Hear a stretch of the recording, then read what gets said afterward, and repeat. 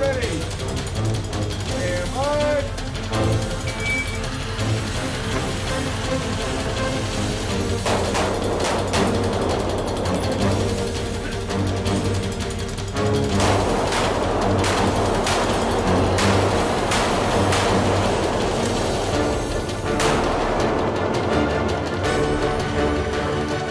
What a fun way to kick off the 2015 competition season and the Smith & Wesson IDPA Indoor National Championships with Stage 14 titled Carry the Fallen.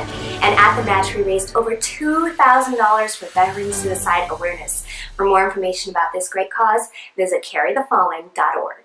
So this week's video is a little different than my traditional match video update. I'm going to kind of give you some insight into the things that I look for when I am about to tackle a stage. And I'm starting out with this stage because it had a lot of things that could make you screw up and affect your time that didn't necessarily have anything to do with shooting. I had you start at position 1, holstered and loaded to division capacity, both hands holding the Carry the Fallen flag and wearing a 20-pound backpack. At the buzzer, you had to plant the flag and engage targets 1 and 2 in tactical sequence 1-2-1 with 2 rounds each while moving to P2, or you can engage them like I did from cover in any order. At position 2, you had to engage T3 through 6 with 2 rounds each using cover. There were 3 distinct challenges for this stage that kind of set it apart from some of the other stages. The first one was actually planting the flag. The ceiling was pretty low, the flagpole was very tall, of course you had the actual flag that could have flapped around, and then the added challenge of putting that tiny little flagpole into a pretty small sized hole. So what I did is I actually got a pretty high grip on the flag with my strong hand, and I made sure that I clamped down on all that extra material. The last thing I wanted was the flag flapping around in my face and obscuring my vision. With my support hand, I grabbed as low as possible, and that was so I could get as much control on the flag when I wanted to plant it. I wanted to keep the flag as close to parallel to the ground as I could. It ended up being at about 45 degrees or so, and I had a really aggressive stance at the start because the last thing I wanted to do was drag the top of that flagpole across the top of the ceiling, and that would not have been a good thing, for sure. The second challenge was with the backpack. Fortunately, they used a pretty small pack, and it only had about 20 pounds of weight in it. Now, 20 pounds on me is going to be different than someone like, say, Brandon Wright, one of my teammates, who's a pretty big, broad-shouldered guy.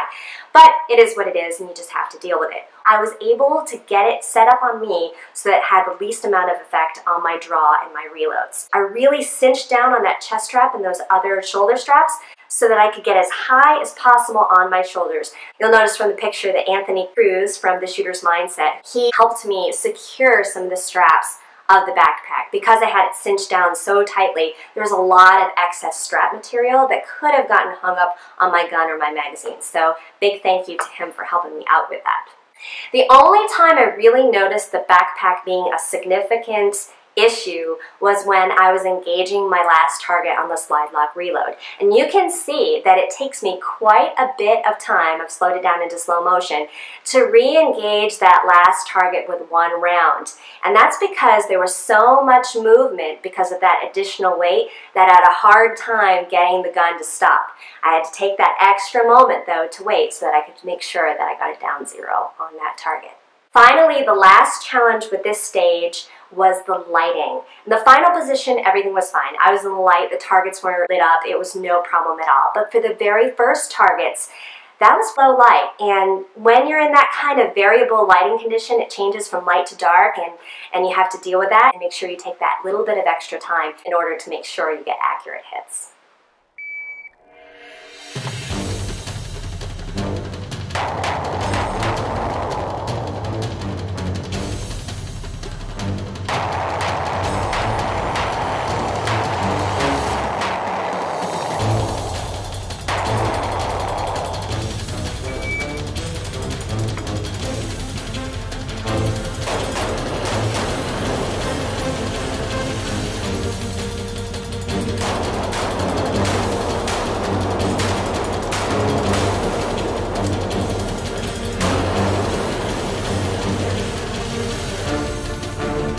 I want to say a huge thank you to the staff.